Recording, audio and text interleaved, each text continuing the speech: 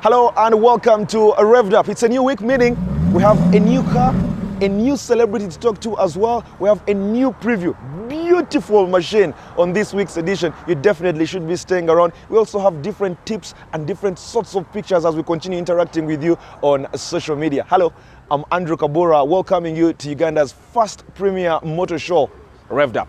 Take a look at what is coming up. On this edition of Revved Up,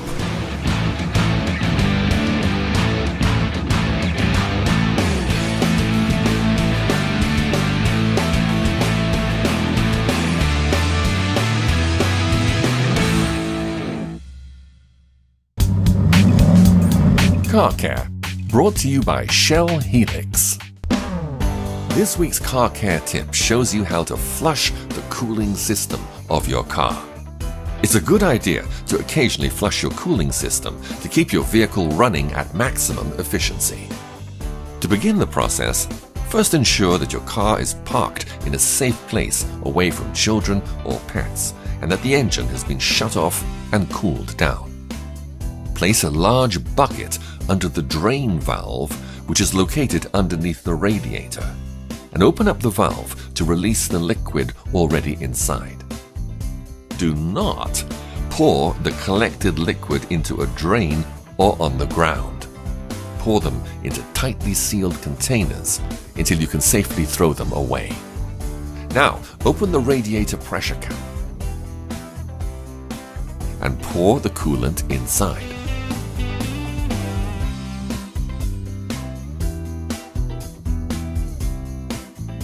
Any remaining coolant can be added to the coolant reservoir until it reaches the marker labeled full or max.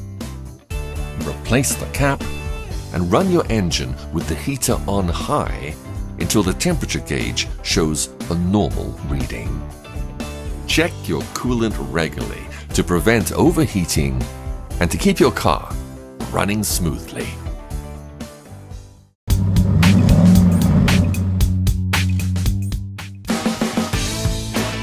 The future of nautical luxury has arrived through the innovative and strangely beautiful Oculus Yacht. Designed by Kevin Schopfer of Schopfer Yachts LLC, this stunning masterpiece proves once again that comfort is not confined to solid ground. The name Oculus is of Latin origin and translates to a round or eye-like opening, which is fitting, as Schopfer says the yacht's design was influenced by the jaw and eye socket bone structure of large oceanic fish. Oculus is far grander than the average whale, as it measures 250 feet and is able to comfortably carry up to 14 guests on long-distance sea voyages. The sleek exterior has the option of retracting its sides when the weather is rough, and has a top speed of 25 knots. Inside, the view is even more breathtaking. 3 floors of staggering avant-garde design are connected by both stairs and an elevator. The first floor is a recreational and communal area with a sitting area featuring a 12-foot-high ceiling and a dining room. Opulently furnished private bedrooms comprise the second floor, while the third floor contains the captain's quarters, as well as another seating area and viewing deck, with water features as an additional aesthetic benefit.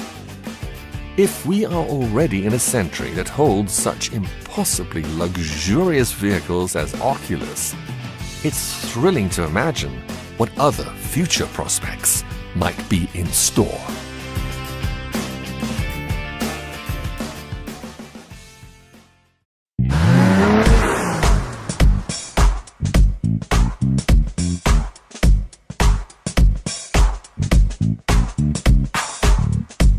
All right, so this week on Revved Up, as always on Celebrity Rides, we catch up with the movers, the guys who are most popular in town for their own art. This week, we catch up with a man who is considered, I do consider him, the biggest comedian on the African continent. One of the funniest folks you definitely will come up against. He is the man from, let me see, Ombokolo.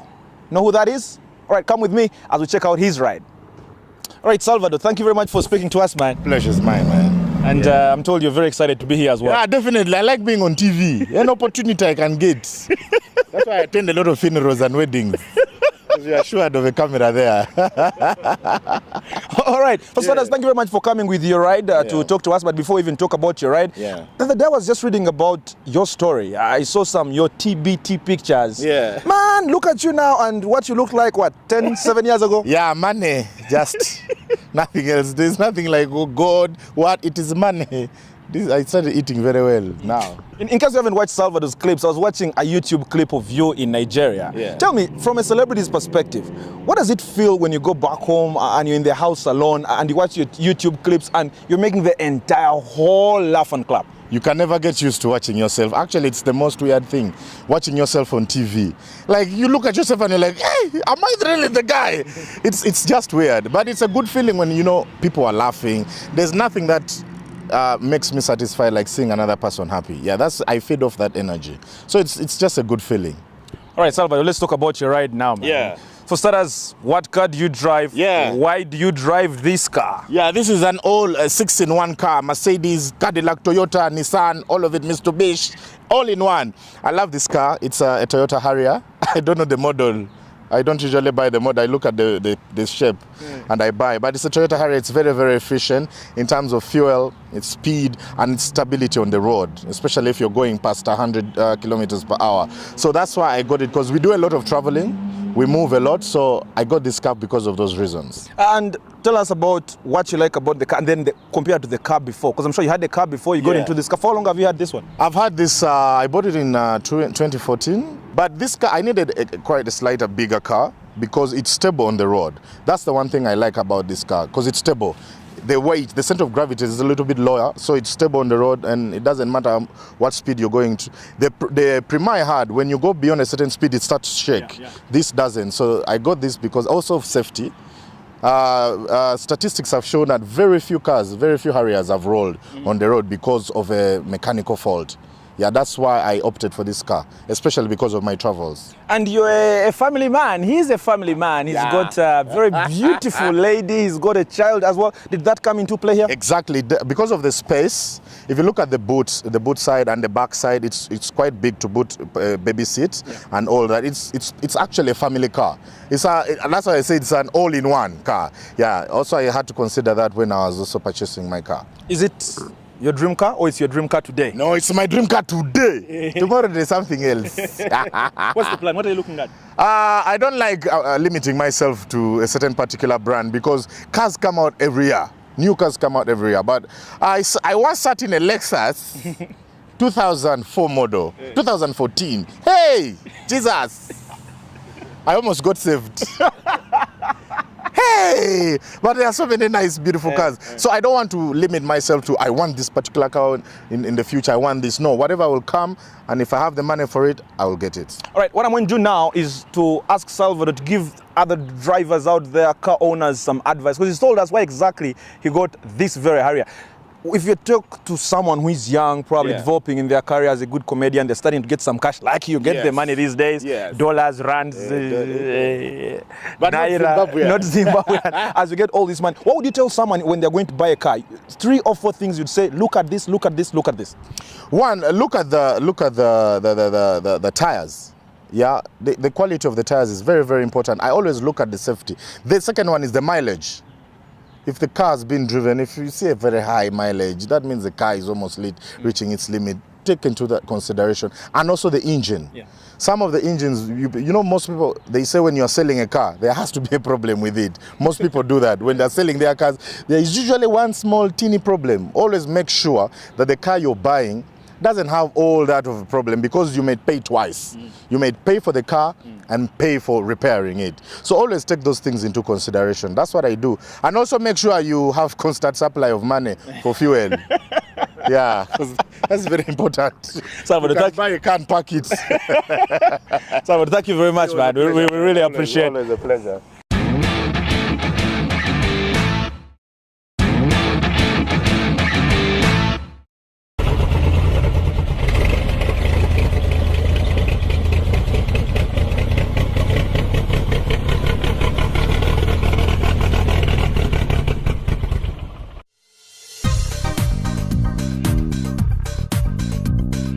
Today on Revved Up, we have with us David Sembatia, the digital manager at NTV. David, before we get on to the topic of this very interesting project that you've initiated here on the Kampala roads, tell us about your job at NTV. Yeah, I'm a digital manager for NTV.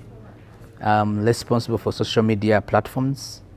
We have millions who are following us on social media. That's Facebook, Twitter, WhatsApp, website, and we also occasionally take our brand to the ground in what we call BTL activations. So all those platforms that reach out to give us more numbers, that's what I'm responsible for. So how is that connected with these extraordinary looking boxes that we see by the roadside in central Kampala? We have a partnership between Prime Media and NTV Uganda. There are two projects in one. One is the digital screens. Now, the second part of the project is the street furniture, which people mistaken a lot. They think they are just boxes. But those so-called boxes are dustbin, actually. We have found out the misconception in the public. Some people even throw coins in them. They think they're going to buy airtime out of them, or they're going to do something out of them. But those are supposed to be dustbins. In order to keep the city clean, they are spread all over the place. The first phase has got 200 of them installed on Kampala Road, on Jinja Road, on Yusuf Road, on Acacia Road, on Upper Kororo. All of those roads are filled up with this dust. They look so beautiful, you may forget you have to litter there. But the purpose they are there is that you don't litter into our roads and make the city dirtier, but you litter within those street furniture, which would be dustbins, but people haven't understood them yet. But actually, you're supposed to go in there and throw in your rubbish, be a piece of paper you have used, throw it inside there. That's the purpose they are there. And they are cleaned twice a week, and they are disinfected also, so they look beautiful. Then the other side is that we are advertising on them. We are supposed to advertise on one side and on the other side. So you will see our numbers, all Prime Media numbers there. You call if you want to advertise on them. But the purpose is to take away the traditional cans that we have used before, which would attract flies and so on, to bring modern ones that fit a modern city. That is the reason why they are there.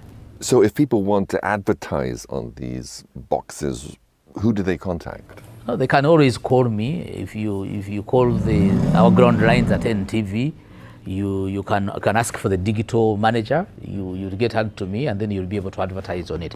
But generally, I also want to appeal to the general public. There are people who are knocking them. There are people who are abusing them. That is why we haven't installed them there, that downside of the city, though they are going to be installed there later on. We want people first to get familiar on what they are, learn how to use them.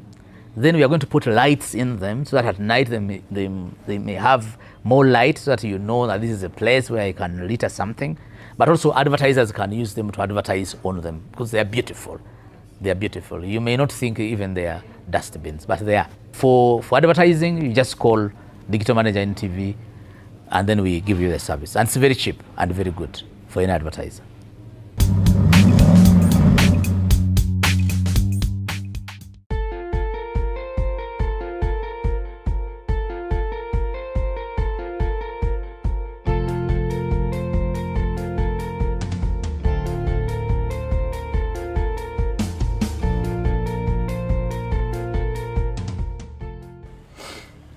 All right, so every week we also take you through the classics.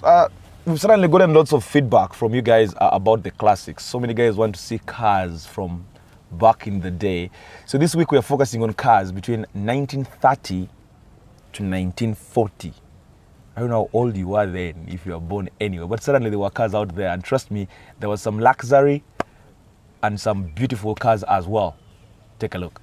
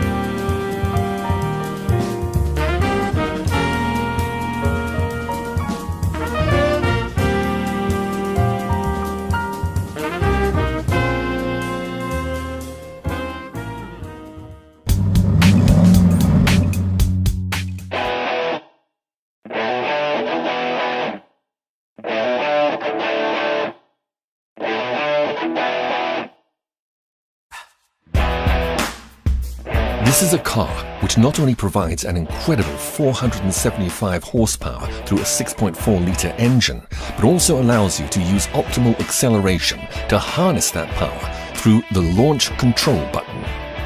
This is a car which is equally capable on city roads or country trails, because the Select Terrain Transition System has 5 different settings ranging from snow to sand. This is a car which can race around a track or take you to work, but always puts your safety first through its blind spot monitors, rear backup cameras, forward collision warning system, and over 70 other safety features. In other words, this car is the complete package. A couple of years ago, you'd get a big car like this one, specifically for space because you had some business to do, you had to move with the family far out of the country or something like that. But things have changed over the years. Now there's the rare combination of comfort, luxury and quality when it comes to some of these big cars. For example, this SUV, specifically the Grand Cherokee, that is Jeep SRT. It's one of the better vehicles to have on the roads these days, and we pretty much shall show you what it's all about, why you need to have this specific car in your garage. And of course, as always, on Revved Up, we always have the experts themselves. And talking about the experts, this very week I'm joined by Gilbert Wavamuno, who is the sales director from Spear Motors. Gilbert, thank you very, very much for joining us on set today. Thanks for having me here. You're in the business of trying to sell this car, trying to let Ugandans know everything about this very vehicle. There are so many SUVs on the market now. Yeah. You know how competitive it is. Yes. What are those 2 or 3 things you tell someone out there, this is the car to actually take off? I think the main thing to say is if you look at the conditions we're living in Uganda, and you need an SUV, you need something that has 4-wheel drive capability, which this has. You need something that will have space and safety for you, your family, which this one has. And then you need something which also, let's say, keeps you, let's say, happy to drive every day, keeps you, lets you do your work while enjoying driving it, which this one does. Things like, the SRT, of course, is a high performance version. Yeah. So this is for the family man or woman out there who really wanted to have an SUV and at the same time was torn between an SUV or a sports car.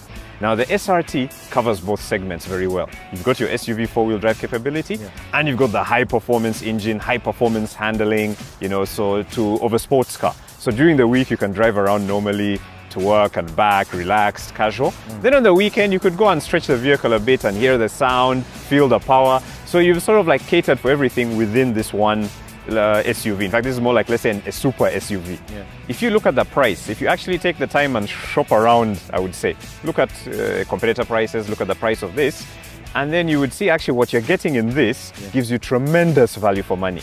Because for what you buy this for, you get a ton of features standard. Not only just from the safety aspects, such as the airbag for the driver's legs, etc. This also has the radar system for pre-collision warning. So if you're about to have an accident, it will warn you. If you don't react, it will brake the vehicle automatically. So this is a similar system as what we also have on the other brands we sell, like Mercedes. So this is all stuff that's standard on like the SRT. But what about comfort? The Grand Cherokee SRT offers its passengers a cool and relaxing interior that would put many other cars to shame.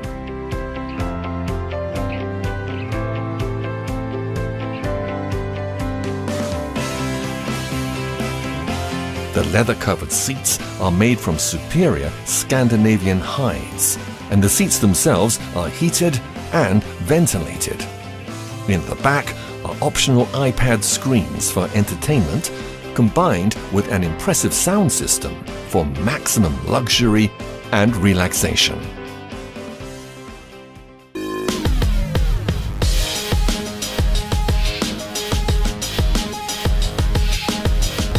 All right, so we're enjoying the experience now as we take it for a quick test on the roads just to see what it's like. Gilbert is my driver for today. I'll be driving later on, just probably to prove him wrong that I can drive slightly faster than he does. But let's talk about the experience though.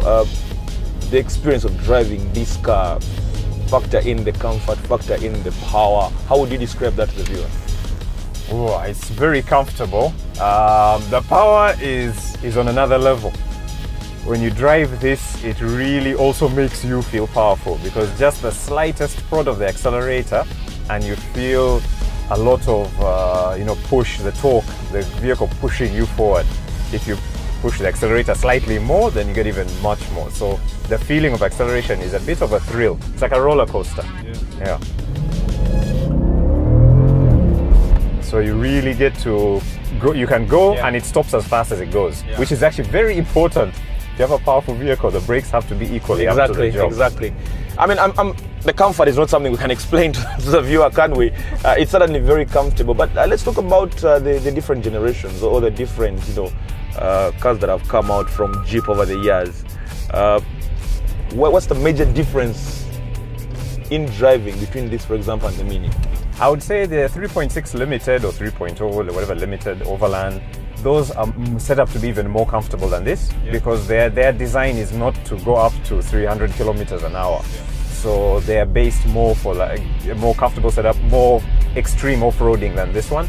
So if you want really outright comfort, that is something you'd go for.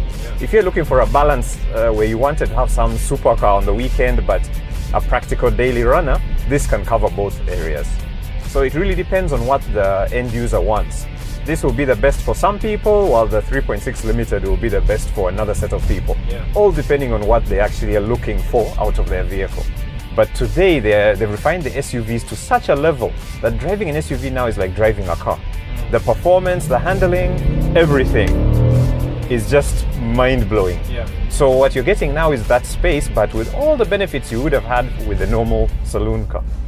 I like a car with performance. So the SUV has to be powerful and it has to sound the part. I don't like the performance with silence. It has to be also with the sound, quite a kind of emotional. Like I said, you have a weekend car, sports car, where this can cover both the weekend sports car as well as your daily runner. So I look generally for something like this. Powerful, but can go off-road, can do everything. It is truly difficult to find many faults with a car this all-encompassing, and the positive aspects are seemingly endless. Without a doubt, the Jeep Grand Cherokee SRT is so well-rounded, stylish, and user-friendly that it deserves recognition in our road review this week.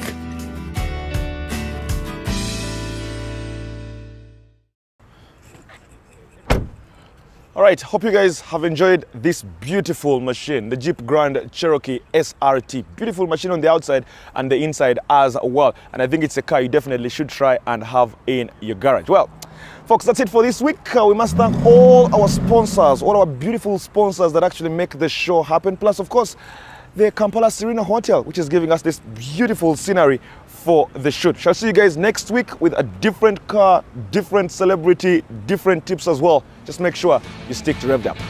Next week on Revved Up.